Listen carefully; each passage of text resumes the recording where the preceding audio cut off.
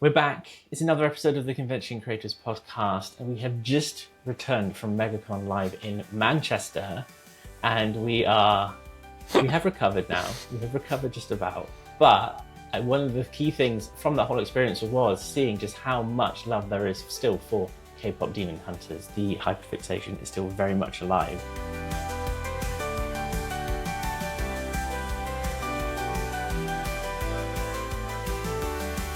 And even more so, because PB, it was your first time cosplaying ever. It was crazy. It started off as a little bet with Printing Like Rabbits, which turned into a little shop online while we were packing down at a market 2 weeks ago. I didn't think the stuff would arrive on time, but it did. It's crazy. And then I was like, oh, maybe I'll do it. Maybe I won't, because it takes ages to do. And we're already tight on time in the mornings and already very tired. But as it turns out, the interactions were fantastic. They were very motivating to want to do more. It is very much an addictive thing, especially for someone who likes attention. Not me. Not me. Oh no. Yeah, it was great. For those curious, I cosplayed Baby Saja, mostly because I like the duality of the character, the cutesy, almost infantile exterior, and the very, almost lad's demeanor. Even though I don't think that's it. You know what I mean? But deep voice, very almost rough and cute at the same time. I like that. I vibe with that. So I thought I'd give that a go. And it was a lot of fun. It was a lot of fun. It went down so well. You went to your first ever cosplay meetup. Which, I did. There'll be a footage so exciting from that somewhere. And not only that, as numerous people mentioned, not only do you just happen to go to your first meetup, of course the first one you go to is big cosplay YouTubers.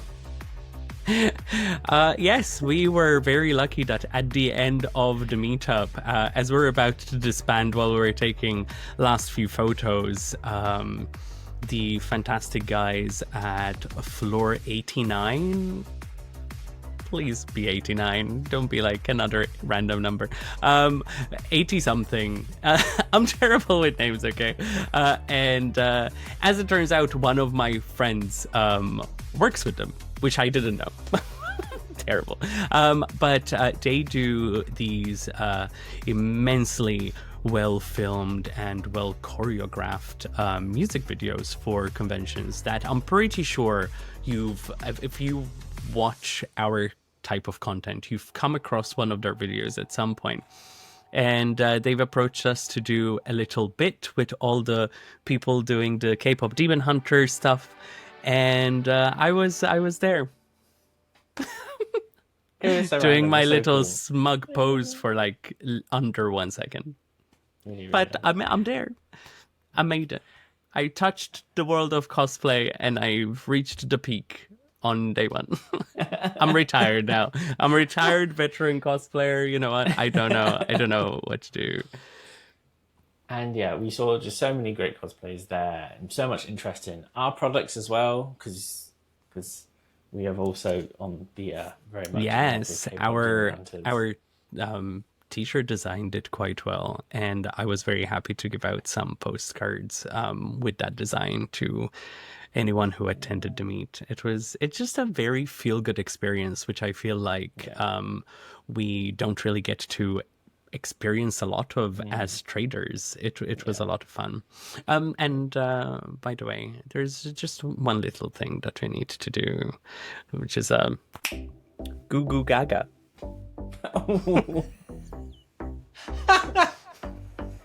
Oh my god. The magic that happens in the Convention Creators HQ. Crazy. Also, I noticed on the hat, the badge buttons, and that was fun as well. Purely because it was interesting to see at Megacon Live which people chose which characters. And Yes. I've got to say, I was surprised. Much love for Zoe. So all the love for Zoe. Much support for her. And Yes. and lots of people did not want had weird feelings about Jinu, which I'm curious. Yeah, if that crazy, comes up at all crazy. today. Also, before I get roasted that I look nothing like Baby Saja, let's put like a picture or two here so Yeah, people can see that. People will see. I tried. I put some more cosplay. effort It was rather so much than. effort. It was so good. It's literally just him in a shirt and a hat. Looks nothing different than usual. But yeah, it was fun. It was a lot of fun. Okay, let's get started with what this episode is about, which is people's theories about what happened in the movie and maybe about what is going to happen in the possible sequel, which they would be insane not to do a sequel about this now. Absolutely. It's crazy. Absolutely crazy.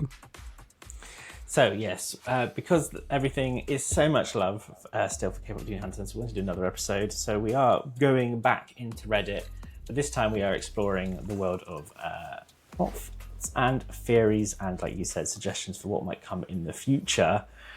Very that. Shall we start? It's very that. It's very that.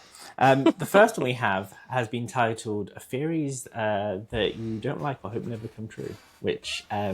Oddly, those are the theories that I think are the ones that sometimes do happen. So curious. Crazy. And I'll read this out. It's in nice points as well, so we can go through it. Okay. So they say, I'll start. And yes, they're all about the Saja boys. Of course they are. Okay. Number one, Mystery was a dog before making the deal with Guima. I like to think Mystery has canine traits because he has been dead longer than the other four and has already lost traces of his humanity, acting more like a wild animal. I don't know, the idea of him once being a dog just sounds wrong to me. Can Guima even make deals with animals? There's no animals in the underworld. And no, Sussy and Derpy don't count because they're not demons, they're entities from Korean mythology, if I'm not mistaken. So let's get into that one first. Is Mystery a dog? Okay. There is a lot of strange things within that statement. Firstly, the magpie is definitely a demon because it has multiple eyes, right? So that's one part of the theory debunked. Yeah. Also, wouldn't it be very awkward for Zoe to have had a crush on a dog? I mean, I get Beauty and the Beast, but crazy. To be fair, even in that case, it's a dog in human form, so still crazy. still crazy. Really crazy. I mean, we're not trying to put down furries here, especially because we are very a part of that. Yes, to some extent or another. We're very much connected. Yes. But if you think about it, I don't think there is much sense in having Mystery being a dog, especially because I know there's other floating theories around of what the Saja boys could have been, and people wanting them to maybe return in the second movie. If it would boil down to Mystery's spirit being freed and becoming a dog, it's very underwhelming. So I want to say that I really genuinely hope that is not true. It's a bit strange. Yeah, I'm going to debunk that theory. A little part of me is like, I get why they think that, but I just think I know many people who are very much human that are just golden retrievers in human form, and I think that's very much his energy. He's just, just bit, quieter one. I think means he's actually a dog. Yeah, I think the barking aspect of Mystery is more related to them being so distant from their humanity that is the closest thing that they could represent it by. They don't know how to communicate boundaries, for example. They're so isolated that they're not particularly able to, for example, in the scene that they do bark, it does feel like it's almost like they are trying to tell that fan to take a step back, to back off, right? Yeah. And instead of verbalizing that, because they're so detached from their humanity, they just lean over and bark instead. Yeah. I think it's more that, maybe, not that Zoe is into dogs. It's a bit weird. It will be an interesting turn for the next film. Next theory they've written down. This one's about Baby, okay? So Baby, this theory says that Baby asked for eternal youth. Okay. I don't like this theory because it opens the door for so many possibilities, and they're all bad. Like, what is his real age then? The other four most likely died in their 20s, but by this logic, Baby would only appear to be in his 20s because of the deal, when in reality he could be much older, maybe even older than the other four. He could be an old man. And yes, I know they are centuries old, especially Jinu, but I'm talking about the age they were when they died. I saw someone say that his request was for his deep voice because he used to be bullied for having a baby voice. And honestly, I prefer that theory much more. Firstly, I kind of feel like that comment is ageist, right? Mm-hmm. A little bit. Very. What does it matter? It's such a weird theory and such a weird thing to like land on. It doesn't matter what age they were when they died, because they are still hundreds of years old. Yeah. So regardless of, they are still not the age they appear, whether when they died or when they didn't. Yeah. It's so weird. That is such a weird. It doesn't make sense. Usually, like, I don't think you could ask for eternal youth in that context because technically they all have eternal, whatever age they are. So that's really exactly. It's not really eternal youth. It's more like make me younger. But why? Why would you want that? The voice thing's an interesting concept. Like, I was bullied for my voice, so I want a really deep voice. But I feel like, and I feel like an evil demon overlord would very much play into those insecurities of the person. To be fair, yeah, I get it, but it's still a little bit strange. I don't think any of this is a thing. I do think that I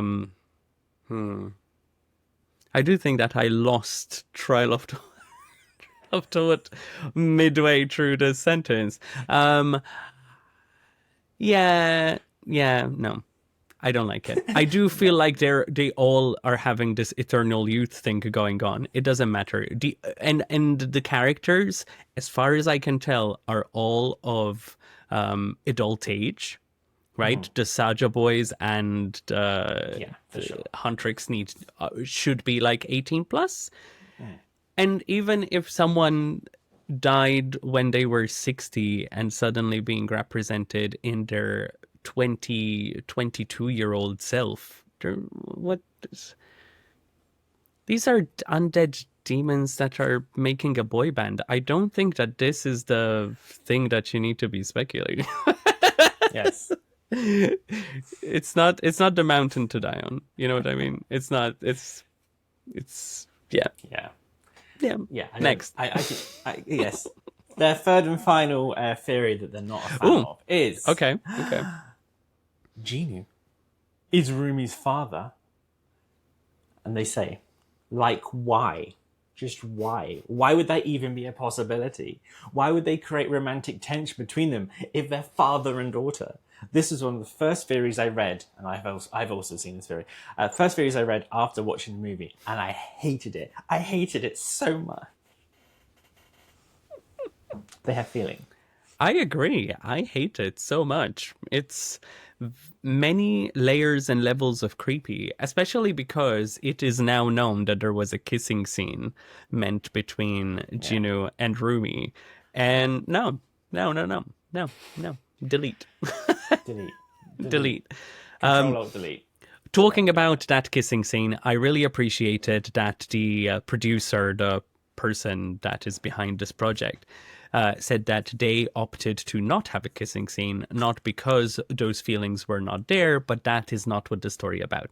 The story is about understanding yourself, respecting yourself, coming to terms with what might not be perfect about you, and overcoming those insecurities. And they didn't want the story to essentially boil down to just a romance. Yeah. I really appreciate that. That's a good reason why to remove that kind of scene from the movie. But that also means that they're not father and daughter, because it would be almost as creepy as Zoe being into an actual dog. You notice how all these theories so far have had a weird, Very subtext behind them. very strange. I will say that does mean that we agree with the OP 3 times Yes. over, because they Yes. didn't like these theories and they No, just wanted we to be agree. like, what the fuck? What and the heck is this? So, yeah. genuinely, what the fuck? What the fuck? What the Why? actual- Why? Why? Why? We found another Reddit post, and this one specifically looks into not some theories, less about what is going on in the current story, but looking forward, potential theories and predictions for the future, and looking back on what came before the film to maybe suggest that. So shall we dive in? All right. This is a meaty one. Let's get into Is it? Okay. Is it? Okay. I'm gonna get myself ready. Get comfy. Here we go. Hi guys. First post here, but after watching K-pop Demon Hunters, I've been hyper-fixating on possible future plot lines. Here are some of my predictions and theories.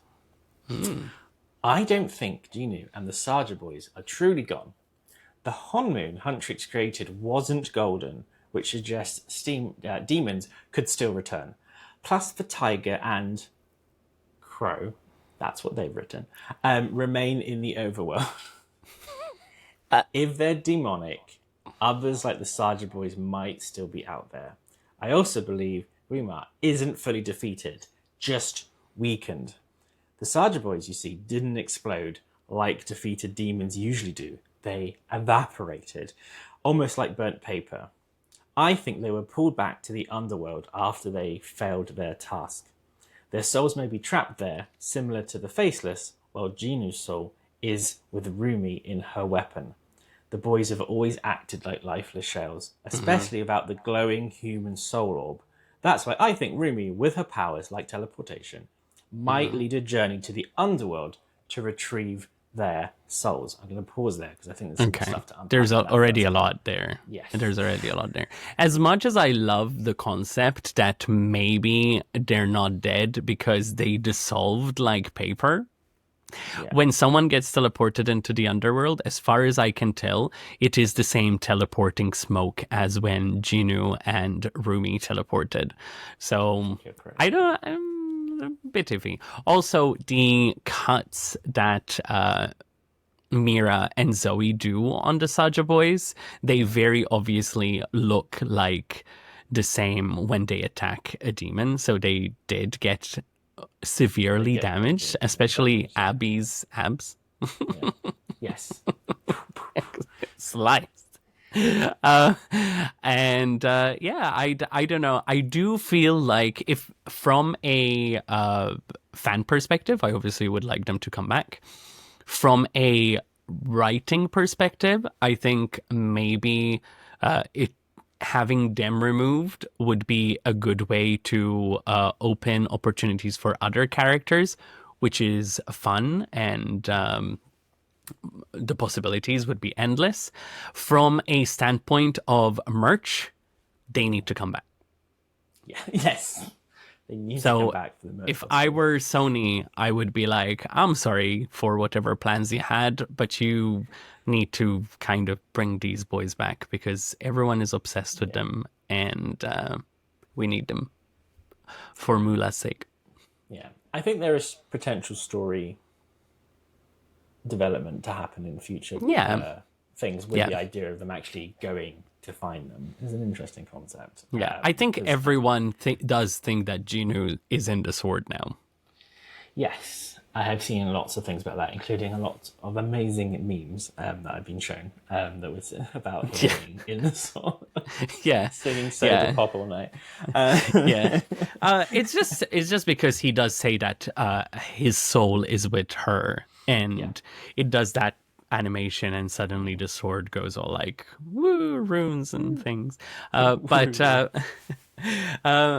yeah, not much is explained, which leaves a lot of space for upcoming titles. Yeah. We'll continue because it talks. So that is their idea of them potentially going back, bringing them back from the underworld. They Okay. then say if they do that and they return from the underworld, I imagine there would be a public redemption arc, like an apology tour we see in K dramas, tackling issues like cyberbullying, hate comments, and idol exploitation. Romance, I think, would be hit hardest by this. I don't feel like this is me speaking now. I don't feel like K-pop Demon Hunters is the sort of genre or style that they would be tackling things like cyberbullying. I don't know, maybe. I don't feel Yeah, like that's a direction they would take. I feel like this is more like Oshinoko territory. Then I don't think that they would touch base on any of that. I also think that the people that witnessed what happened would have been under the impression that it was all staged, and it was all like this Yeah. weird memory or hallucination that they had. I don't think anyone would have made the connection between I what agree. happened and demons and the Saja boys need to apologize, because for them to apologize, then the public would have need to realize that they were the culprit of people disappearing. That would make them murderers. They would end Yeah, up in prison. There's no apology tour. And then you know what I mean? It would be a little bit wild, I think. That's one thing I want to ask about, just because Yeah. I don't watch K dramas. I have Okay. no experience with K dramas, and they mentioned that they would go on an apology tour that we often see in K dramas. Is that a thing, or are they just say like, I would say that K dramas, there is an element of firstly, for someone who hasn't seen any K dramas, I highly recommend. A lot softer themes than what we watch in our European and American TV series. It's a lot more emotional. It's a lot more soft and cozy as a vibe. We're not talking Squid Games, obviously, nothing cozy about that. But a lot of shows that are on the same topic as what K-pop Demon Hunters are, they are very much in touch with people's feelings. They're written to make the protagonists feel like they've gone through personal growth. They've gone through a lot of understanding of different backgrounds and so on that they have touched base with. So yeah, I can see this. If this was a K-drama, there would be a kind of like major redemption arc in the second season, and you would go from zero to hero, basically. So yeah, I can see that. Just not in the context of this movie, because the public doesn't necessarily know that the Saja boys did anything wrong. So the redemption arc would need to be with Huntrix. yeah, yeah, it would be basically. And the one person that did need to redeem himself with Huntrix specifically was Jinu with Rumi, and I feel like there is nothing more that Jinu can do. I think died. You know, He died. Gave up. Yeah, he literally gave up. Yeah. The soul. Yeah. So continues Gave on. up the soul.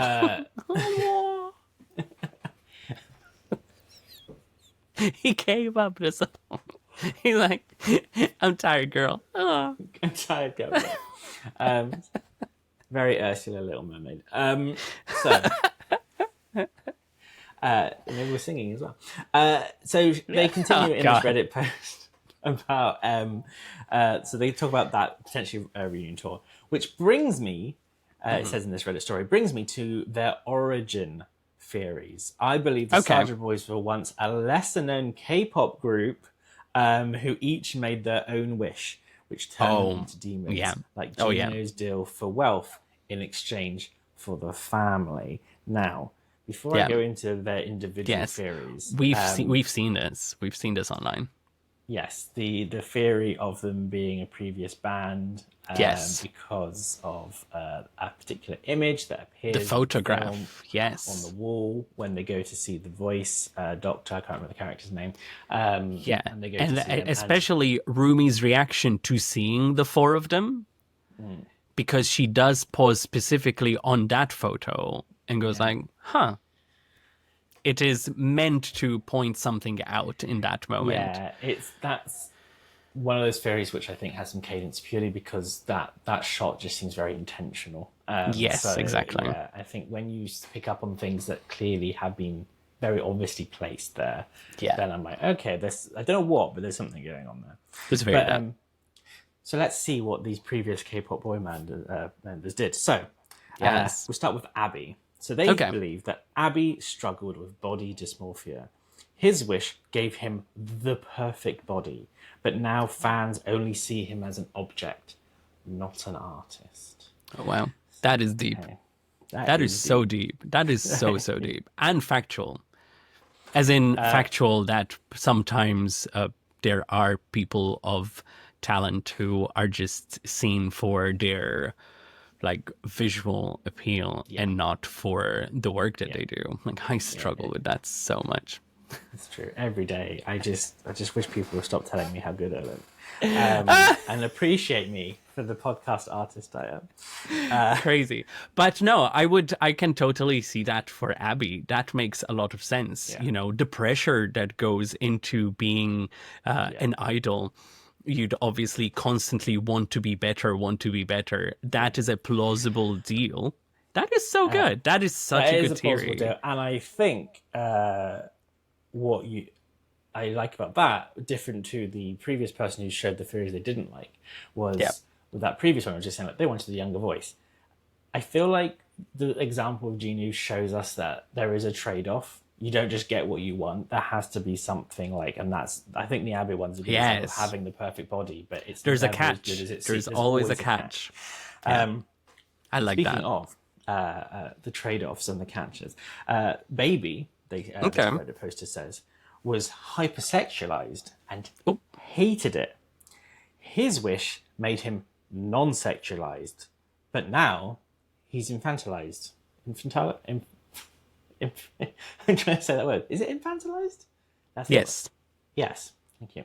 But he's now infantilized, stripped of identity. So yes, he removed the sexualization, probably the problem that Abby has now, but to the extreme where he's actually been removed of any sort of mature image at all. Okay. I can see this in real life. There are people who are naturally very cute, what we would call cute.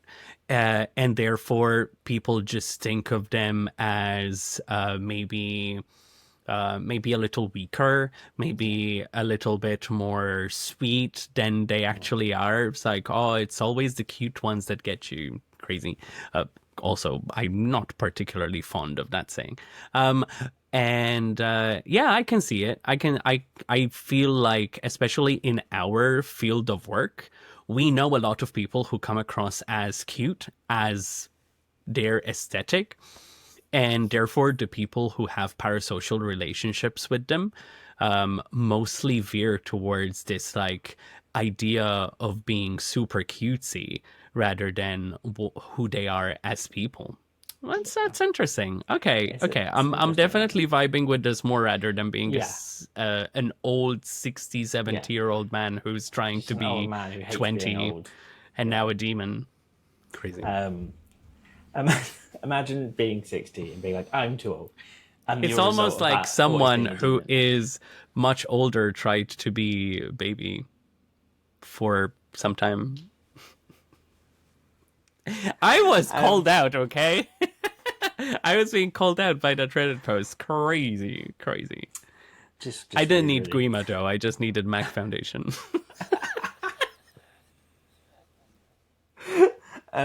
Moving on.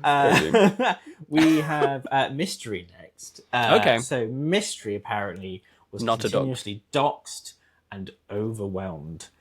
He wished for anonymity, and as a result, he's now actually forgotten, even by family. So Oh, he was wow. so overwhelmed by everything. That It's is like, deep. I just want no one to know me. I don't want anyone to know me.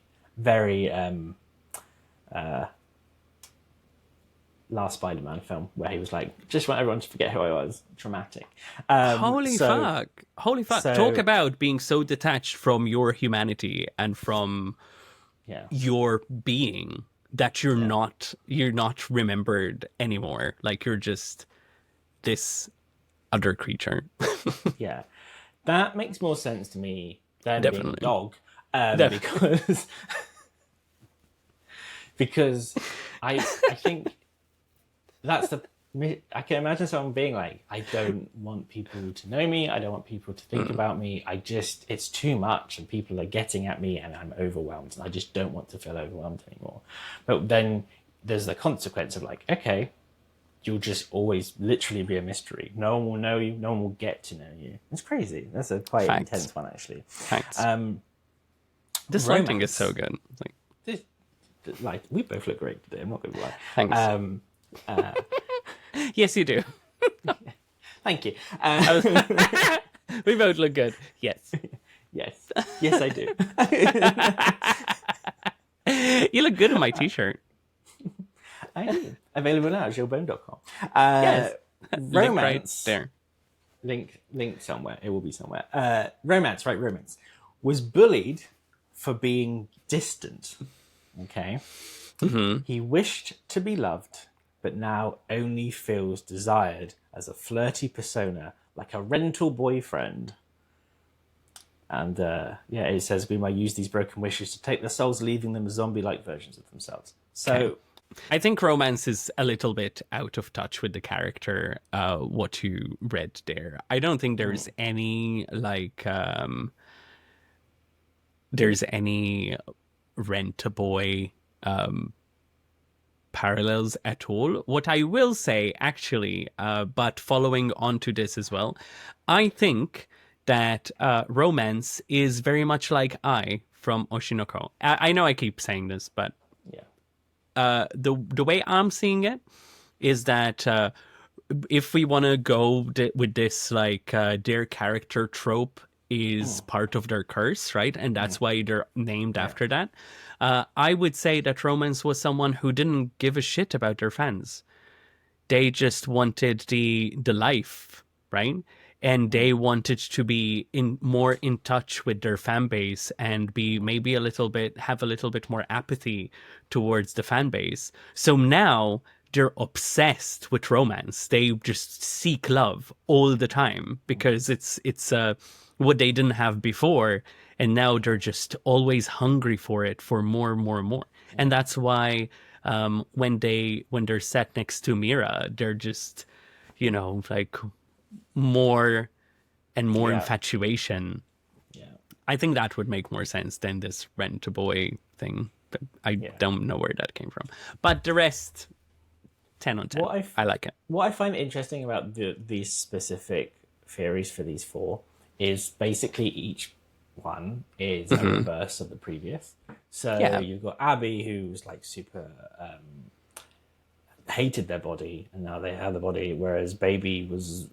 people were over obsessed with his body, so it feels like Baby started out with the thing that Abby ended up with. And in this theory, romance very much ended up being distant, and whereas that's what Mystery ended up with, is being too distant. So I thought there's been some thought behind nice that. little reflections there happening. Cute. To conclude this selection of theories, they say if the Saja boys return, the girls would help them heal, rebuild their identities, and grow closer while uncovering more about Guima, Rumi's parents, their love story, and Jinu mentioning of a demon who severed his connection to Guima in the beginning of the film. Maybe they'll even learn how to create a golden honeymoon. Okay. So do you think that in the beginning of the movie, when Jinu is doing his little song, it's like have you ever heard this song? There was this demon, blah, blah, blah. Yeah. Is he talking about Rumi's dad? I feel like it had, because I feel like there's definitely something in that, because I don't understand how a demon would be able to hang around long enough to get a fatherly child.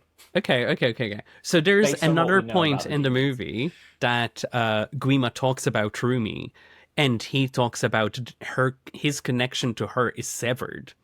So if there was a demon that Jinu knew that had severed his connection to Guima, Yeah, and she wouldn't be that is connected. Rumi's dad, then somehow he would sever that connection so his Yes. daughter would not be connected to Guima, which, oh my god, Jinu knows.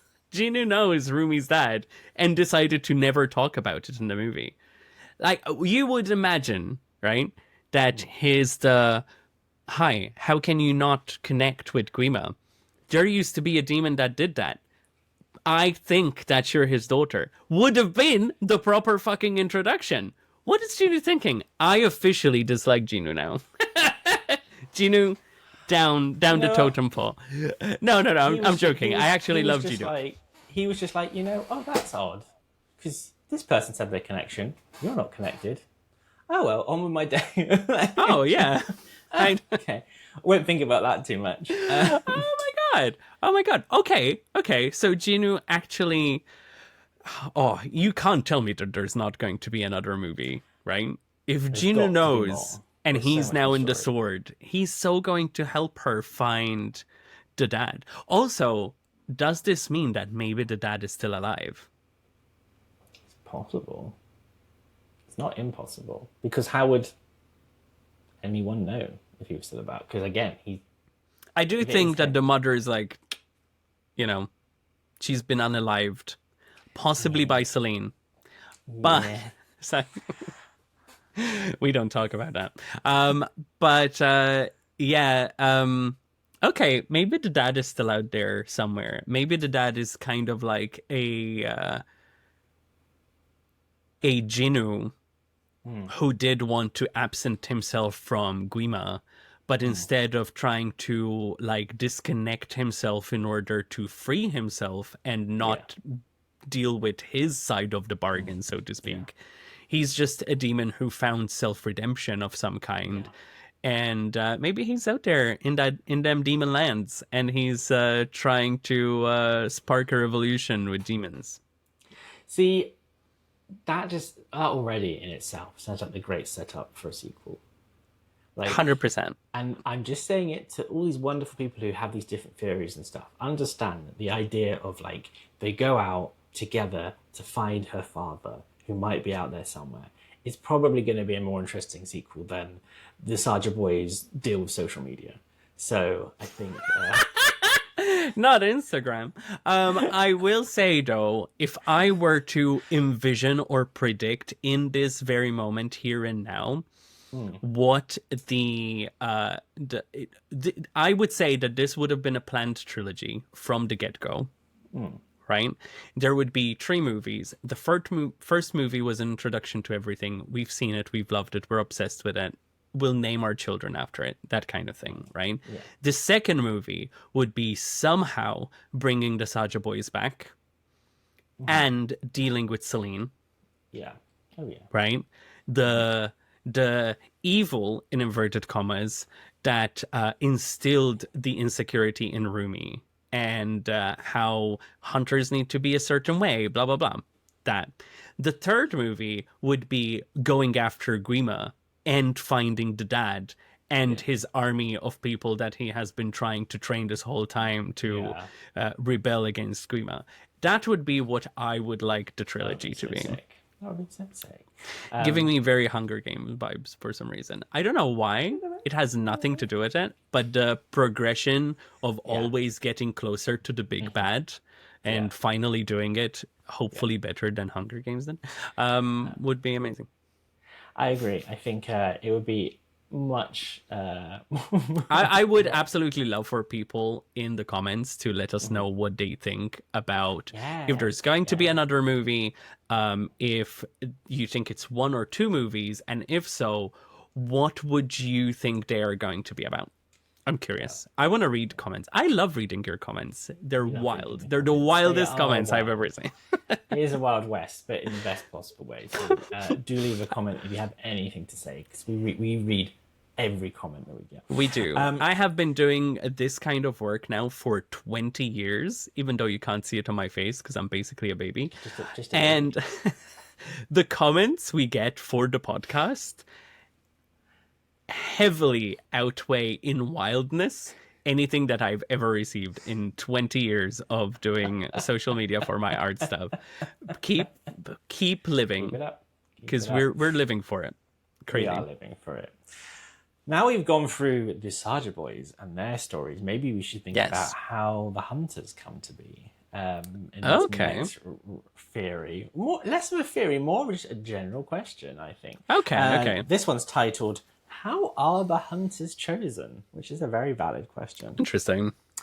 The Redditor says, basically, like the title, obviously Rumi is the daughter of a hunter, raised by a hunter, easy peasy, that makes sense. Yep. But what about Zoe and Mira? Personally, I have a funny idea in my head of either of them going to try out or something, and at the end, Seline being like, great job, we love your sound. How do you feel about killing demons? I guess a more serious note would be a highly calculated...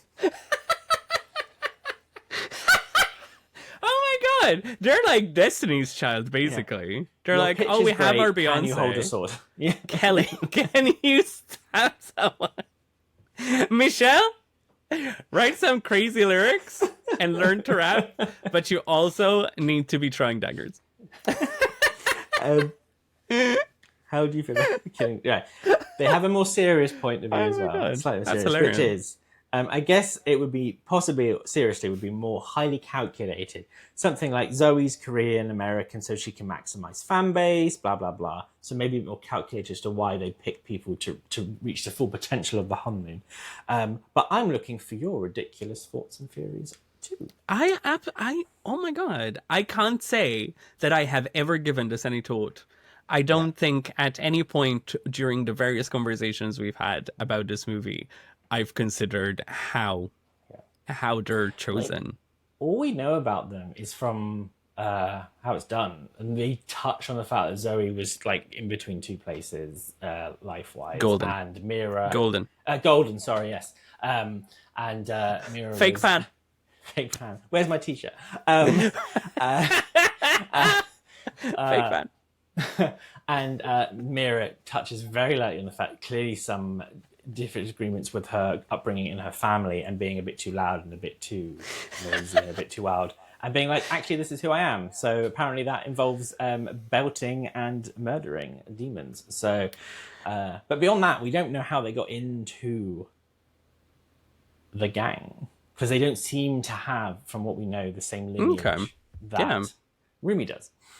Again, if a second movie revolves around what being a hunter really is and they deal with Seline, maybe we will have like some flashbacks of how it all came to be. But they do in the first part of the movie, they literally, when the fans are talking about them, they do say that the group was made by Seline, revolving around Rumi because Rumi was the daughter of a fellow pop star that was with Seline in the group, and she raised her.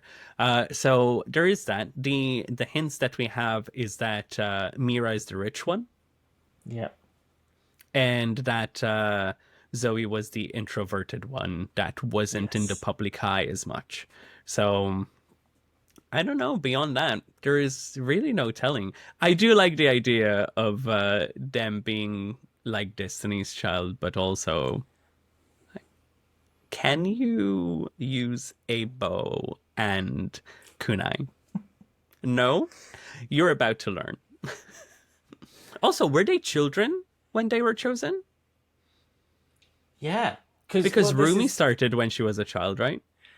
It's basically not so much implied. It's just basically It is shown. It is literally shown. She is literally a case of like, no, she was from a young age, and like, so that was a decision from birth. Basically, it feels like. And it when they say was a problem child because I was too wild or something. I don't know the lyrics. And she is a teen. Mira is a teen, so maybe she was already like a little bit older, but they must have been huntrix for a couple of years before the start of the movie.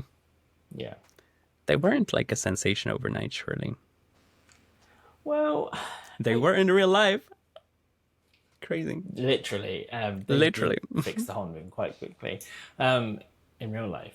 In real life. I don't feel like it was. Yeah, definitely wasn't an audition process. Definitely don't see just people queuing up like at an open audition at a shopping mall to like belt some tunes out, and then hopefully they also hopefully know some wild, good fighting moves at the same time. There has to be some sort of selection process, which maybe Seline oversaw. Maybe she chose all of them, like because again, it's not 100% clear to me anyway, or I don't think it's 100% clear, like who oversees the demon hunters, really. Oh, it's like, Seline. Something.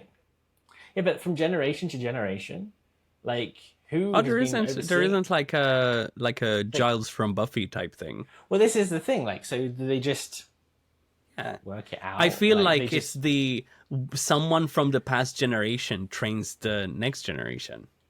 So in this case, we would let's assume then that in this scenario, it would be Rumi who would then.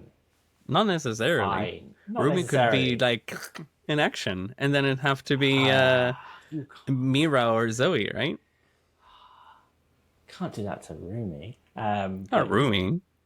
Not Rumi. But no, but you know what I mean. Like, it's not necessarily the main person. Yeah. But it does seem like Seline was the main person of the previous group. Yeah, so it'd be interesting. Because that's a theory I want explored, and I feel like is another great example of why there needs to be another movie. Or definitely. Just more media. Also on this point, I think you or someone from our stream group asked me, because in the movie we see the International Idol contest, which is literally only Korea, and does that mean that there's only one K-pop or demon hunter group? Because it's not necessarily K-pop. We've seen that there's different styles of music throughout the generations. Is there only one group that does the honeymoon for the entire planet? Yeah. Or are there different ones? Yeah. Right. Were steps demon hunters, like exactly. Because they would have fixed the honeymoon, no problem. Steps. Tragic. Tragedy, I think you'll find. But yeah, so it's an interesting concept. So funny. Just again, so tell us in the comments what you think. Yes. About that. There's so much world building. There is. There's so much potential with this. People are obsessed. I'm obsessed. Shall we go into some more fun theories and potential plots to add to this ever-expanding universe? Okay. Yes, let's do it. So this person says that they found myself on this Reddit because my kids and I are obsessed with this movie. After watching it 3 times already, I've started to really think on the plot, theories, and ideas for a sequel. Okay. At first, some plot holes started to bother me in my rewatch, but now I see them more as an awesome opportunity for world expansion. The biggest being, who is Rumi's father? Where is he? How did Rumi's mum, a hunter, end up pregnant by a demon? Ideas. I saw someone else in here call Seline the real villain, and I 100% agree. It was Seline who instilled Rumi's deep shame, who encouraged lying to Mira and Zoe. My theory, Rumi's mother began to suspect that not all demons were just evil mindless soul suckers. I believe she met a man with a similar story to Jinu, a man in a very bad place that sold his soul to Guima, but regretted it Nice. before he was fully taken, which I also believe is why Jinu has retained his humanity. He regretted his choice long before Rima fully consumed him. Which is an interesting take on it, because that suggests that actually he was human, or like in the process of like being bought into the demon thing. Because that happened with Jinu. Jinu didn't just like snap his fingers. There was a lot of like temptation and persuasion as that process happened. So maybe before he was fully turned into like a demon and taken away, he fathered a child, Okay. which is a different spin on it for sure. And also interesting that they... I don't think that is possible, but yeah. No, because it's very clear that Rumi, even from the prototype art that has come out over the last week, we know that Rumi has a proper full demon form where her entire arm is transformed, so on and so forth. If he fathered a child and then became a demon, or was in the process of becoming a demon, then probably the child wouldn't have been a demon. He was already full demon. The mom, has to have met him after the transformation. We don't know how and in what context. I would imagine she was already a demon hunter by then, and somehow she liked that demon boyfriend. I think so. And who would Like daughter, like mother, I guess. Exactly. Who wouldn't like the pattern? Everyone loves a good tattoo. So, I'll continue their theory. Rumi's mum has fallen in love with a man that has patterns because he sold his soul, but hasn't fully been taken over yet. Rumi's mum realizes he still has immunity. Maybe other demons do too. Once Rumi is born, Seline realizes how badly Rumi's mum has betrayed the mission, the protection of the Hanmu. So Seline does what she feels is right. Kills Rumi's mum. Crazy. Bum, bum, bum. I've said this before, though. I talked about this before. This act either causes Rumi's dad to be fully consumed by Grima and is suffering, or he was also killed off by Seline and is just sulking in the demon world. The second movie could really explore how Seline, although she fully believes she was in the right, as all good villains do, and protecting the Hanmoon, is actually the real demon of the story. She couldn't bring herself to kill an innocent baby, Rumi, so instead raises her to be ashamed of herself. This shame completely controls Rumi and makes her the most committed to the mission of sealing the Hanmoon forever, something Seline was unable to do after she betrayed her own sister. It also keeps the truth of Rumi's mother-father safe, because Rumi's father can never leave the demon world to tell Rumi what happened to her mother. What do you guys think? There is so much to unpack in this. I don't even know where to begin. This is the thing I've struggled with. Is this notion that Rumi's mum has a baby with a demon. Maybe because they were severed from the connection, maybe because they were fully not a demon yet, whatever the theory is. And then Seline finds out, obviously, because she raises the child. I can see her killing the dad, but I can't see her killing a human, even if they betrayed, in their eyes, betrayed it, unless they were truly villainous at heart. Because that just doesn't seem like... I struggle with that a little bit. Like, unless she would have to turn out to be like a proper bad villain character. Because that's wild to be like, you betrayed the mission, I'm now going to murder you to protect the mission. That's quite intense. That seems very intense. Yeah. I'll start storytelling. Okay, so here is what happened in my head, right? Go for it. Story time. Story time. They're on a mission. Rumi's mom meets Rumi's dad. He is a demon. However, he has that charm. He has that, you know, and somehow there is something there. They build something very much akin to Rose Quartz and Greg from Steven Universe. I shouldn't be here. This shouldn't be happening, but we are doing it, right? Right. Which ends up with her being pregnant. right? Yes. Okay. Seline, livid. Livid, but would not hurt Rumi's mum. Yeah. She instead is upset and completely turned against Rumi's dad because he's corrupted her. He has weakened her defenses. He is getting in the way of the group. He is doing all sorts of things, right? And therefore sets out to get rid of Rumi's dad, Okay. right? Okay. In the meantime, Rumi's mom has given birth, Yes. right? They find Rumi's dad. Rumi's dad is about to be killed by Seline and or the other person that is with them. Because it's always a trio, but we never hear anything about the third person, right? As soon as she is about to kill the dad, Rumi's mom steps in the middle and she is killed instead. Okay. Accidentally, Crazy, the yeah. hunters killing one of their own, right? He gets away, giving into like the whatever situation is happening, but his connection is still severed. He is so dedicated to keep his child safe that he either died in that moment and therefore the connection is fully eradicated, Yeah. or he has kept distant and out of sight of Grima because he did not want Grima to get to Rumi or know of Rumi or find Rumi.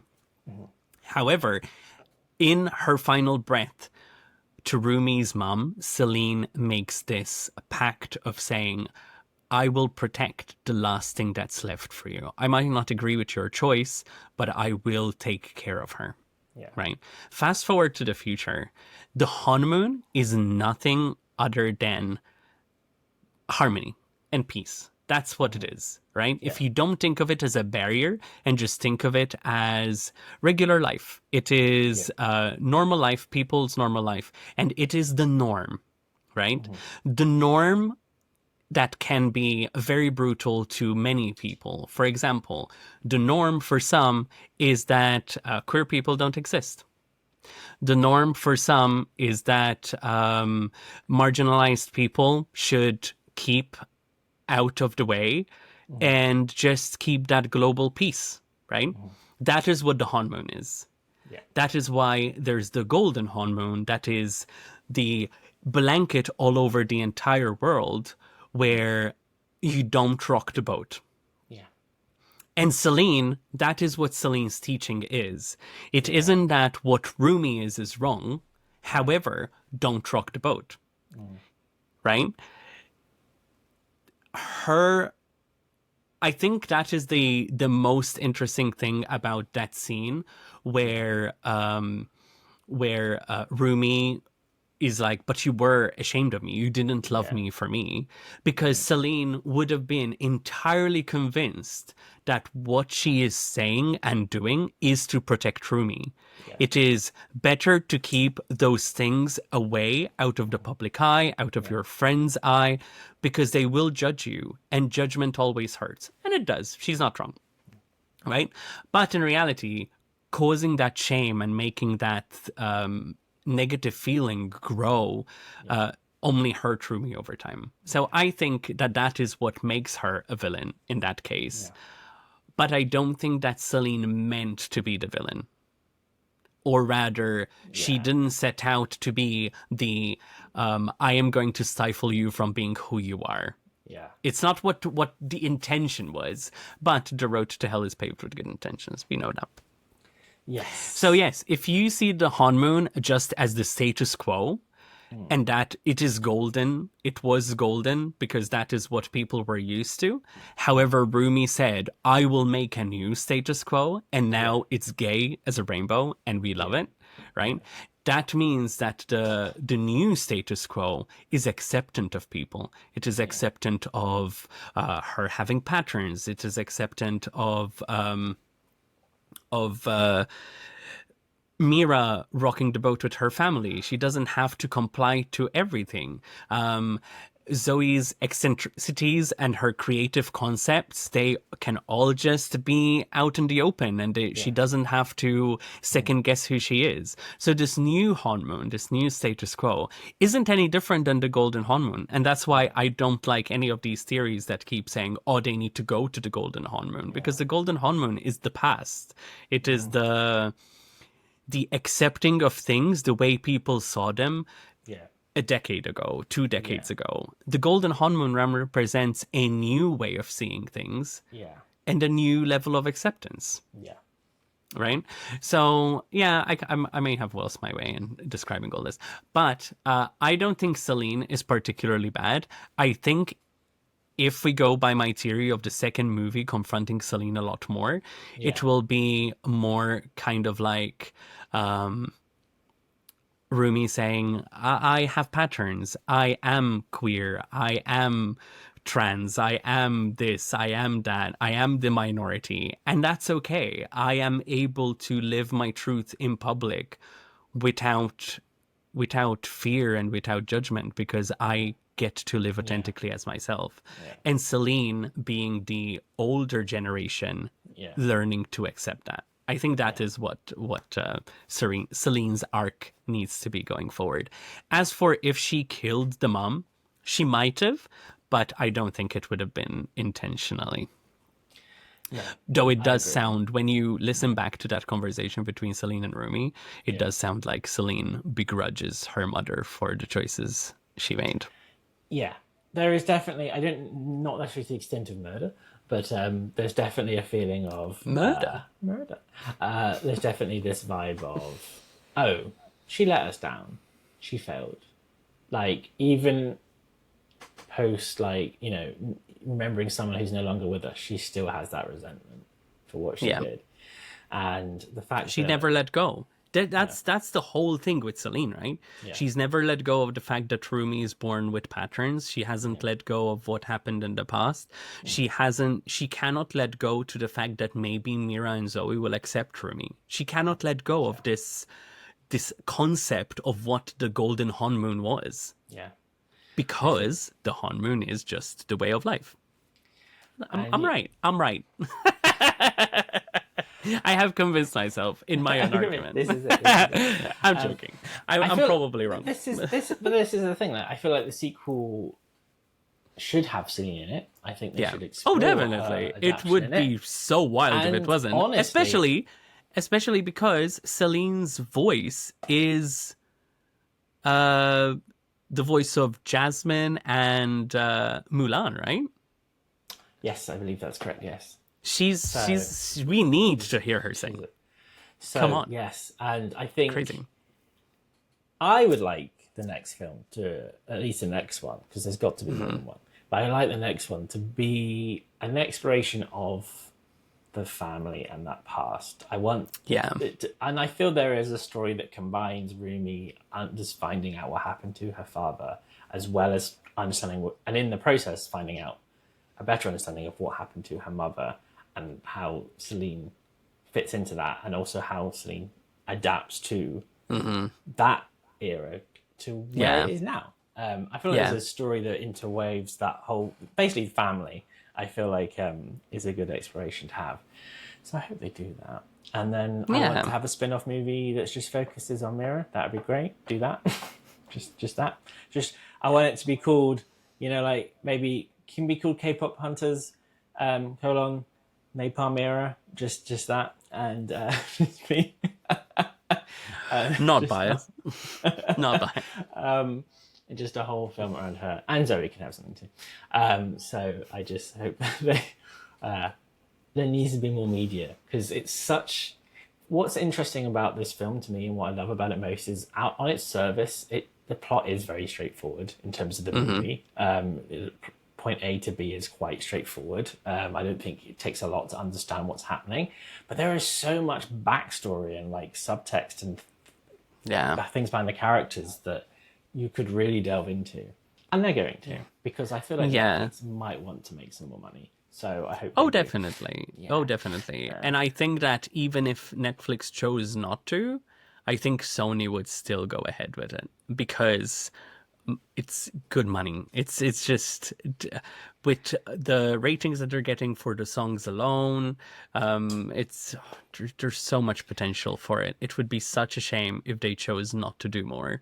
And they need to make the announcement soon. Like they need to strike while the iron's hot and be like, It's let's in secure production. the Production has things, you know. started, yeah. Get that deal Yeah, secured. Because yeah. I think, yeah, it's definitely going to happen. And I also foresee, even if it's still done through Netflix, because Netflix have done it before, I see a theatrical release because I think they Not a will musical. have-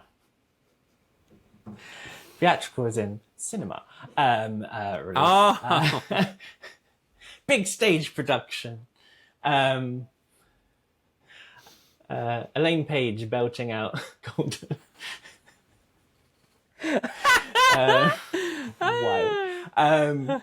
I think I see a cinema release. Sorry, is what I foresee because I feel like it's of the scale that they would.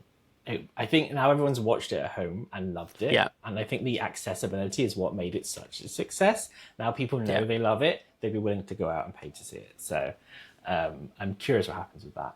I think it would be a lovely now. experience to see it in the cinema. Absolutely. Can you imagine 4D. the I want size? my chair to move. Oh yeah, 4DX. We'll pop off to a 4DX cinema. We'll be rattled by the bass of all the bangers that we're introduced to. Will be amazing. I vibe.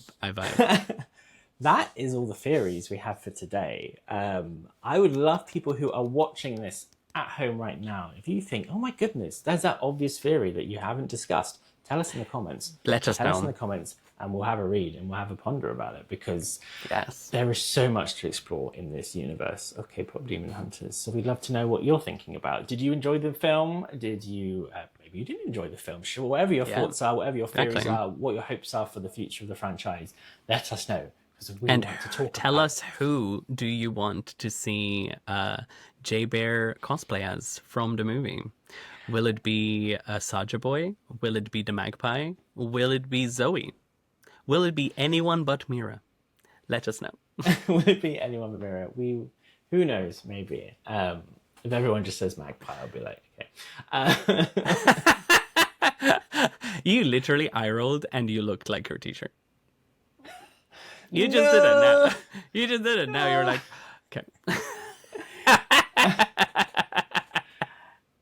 Do stay tuned to the end of the episode where you can hear how to find us on all our socials, as well as how to join our Patreon. Do not forget as well that we are on Twitch and we are streaming, so find us on twitch.tv/theconcreatives to check out what's going on there. And go to gilbone.com and look at the awesome, cool stuff. We have just updated the website. There's a whole new range of items on there, so check that out too. Until next time, though, it's time for us to say goodbye. Bye. Love you. Bye. Firstly, a huge thank you to our amazing conventioneers, Beck and Kit, who have joined our Patreon. Support the show and join the community yourself at www.patreon.com/theconcreatives.